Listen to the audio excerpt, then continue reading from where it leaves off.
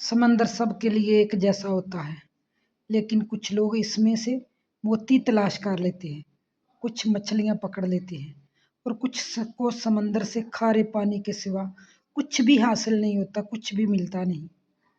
बादल से बरसने वाला पानी एक जैसा होता है, जरखेज जमीन इसी पानी से सब्जा उगा लेती है, सहरा की रेत इस पानी से अपनी प्यास बुझाती है और वही पानी चिकने पत्थरों को महज छूकर गुजर जाता है। अल्लाह की रहमत हर दिल के लिए एक जैसी है। अब ये हम पर है कि हम पर इसका कितना रंग चढ़ता है, और अल्लाह का रंग सब रंगों से बेहतर है। यकीन करो, रब राजी तो सब जग राजी होता है। हम अजीब लोग हैं, दुनिया को मनाने और राजी करने की फिक्र में खुद को परेशान किए रखते हैं। हालात नामुमकिन लग रहे होते हैं और इस डर से हम दुआ मांगते हुए भी तवक्कल नहीं कर पाते, जबकि अल्लाह ताला की ज़ात अता करने वाली है, रहम फरमाने वाली है। और जब अल्लाह तुम्हारा राज़ी हो जाए तो फिर वसीले वहाँ से बनते हैं, इंसान को गुमान भी नहीं होता।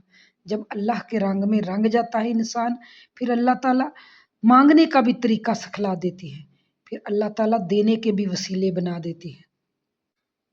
जब अल्लाह ताला इंसान से कोई काम चाहते हैं तो अल्लाह ज़िंदगी के कवानीन बदल देता है।